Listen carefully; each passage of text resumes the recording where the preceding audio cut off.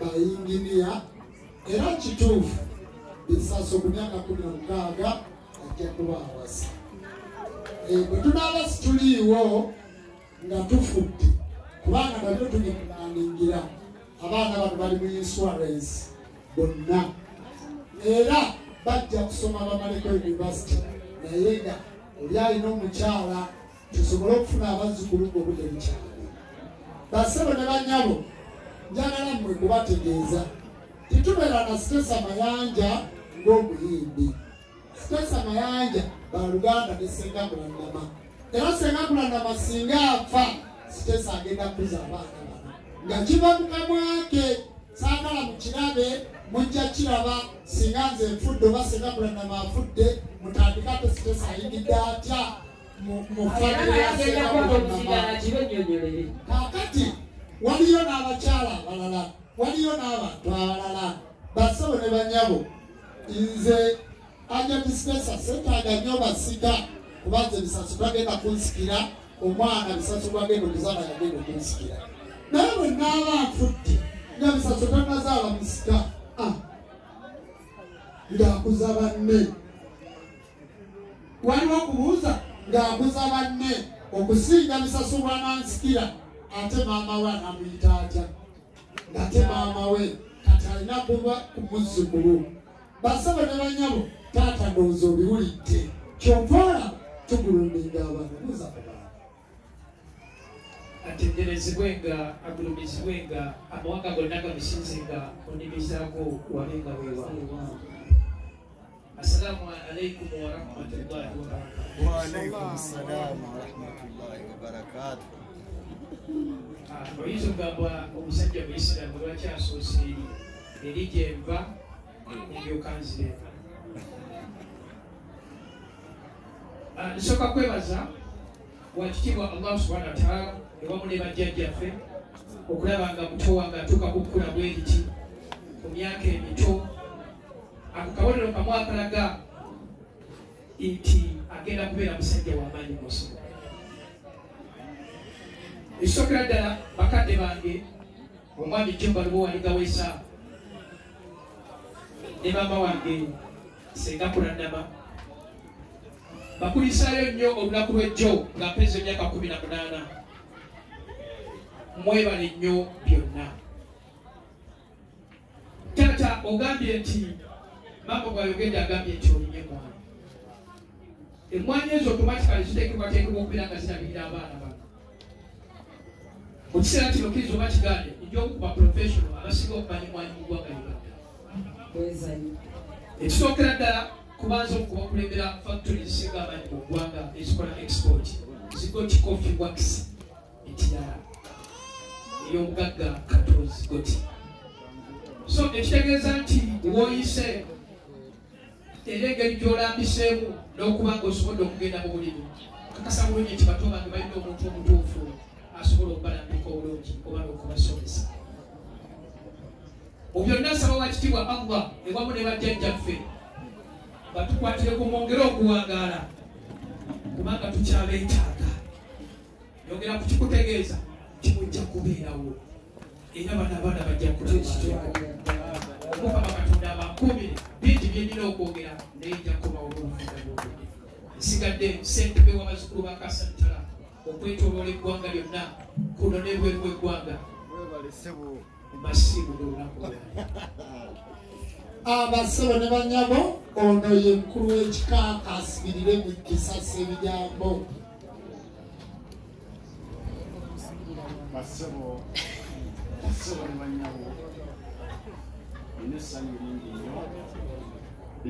lingi nnyo okubalaba era ebigambo nina bitono.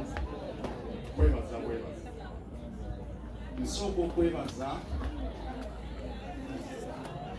muto wange mutabani wange muzzukulu wange Ligawesa Jjumba kubanga nafuna okukulembeza nga nkyali muto. Omwana ono obuwangwa bwamwambala nga alina emyaka 4 nga bisaso bwali naye nanjagala nnyo ng'ate taata waffe yamulekera n'emyaka ena. Nange saamanyi lwaki omwami oyo yanjagala nnyo, ate nange saamanyi lwaki buli lwe nadda ng'ebibuzo byonna nga birowoozaani Jumba aligawusa. Emirundi n'emirundi nga ndi mu ntebe ya bajjajjaawo mu mutuba gwa Bwasamitala ogusimbulizibwa mu mutuba gwa Mwaguka ensonga bw'ojjako ku Mutala Mawokota Musinga Wakota. Obeera omwana omulungamya ow'ensonga era ng'abazadde bwe bakuteekateekedde obeere nga oli mulungamya era obeera ow'enjawulo mu ggwanga ne mu nsi yonna. Bajjajja bakulembere awamu n'omutonzi yatonda Guludene.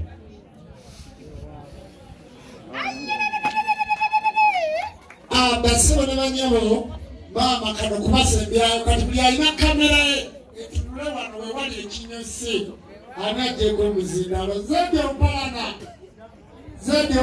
Aha maama, thank you so much. Webale nnyo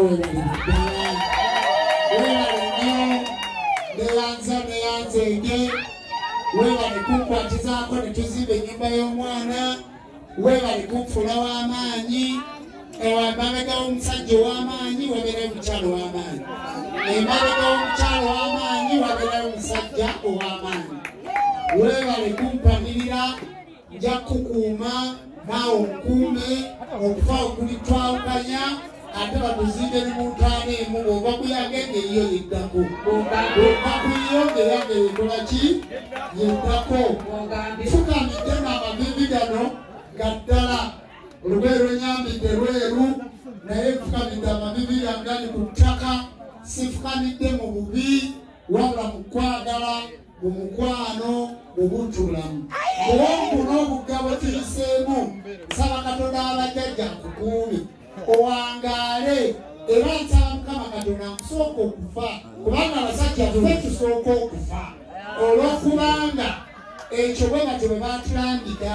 Nsaba okuuma abaana onyweze emikwano nga bw'olina mikwano gy'abo abakyala banno, bw'olina Sitesa, bw'olina Mmebo, bw'olina Bannakku, bw'olina abantu bonna, olina Mukomukunja, olina Taata Kaabe, olina Maama Maali, olina Baaba Namugerwa mulamuwo, olina Bweyogerere. Abantu abo banywerereko ebibanga bikusomoozezza obeebuuzeeko ate nze bwe nkunyiizanga onsonyiwanga, naye emyaka 7 sikunyiizangako kati naakunyiiza ddi.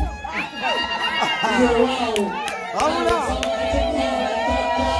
akuwa omukisa otonde Katonda wange Namugereka Gululiisodde ne Serwale Guludde n'eddoboozi akukuume ate akwongere ofune ssente obeere mugagga obeere mufunyi ensi ekuwulire naawe ogiwulire. Omugabo wakuuma bajjajjabo nabo bakuume bakwalulire ne Kaliba.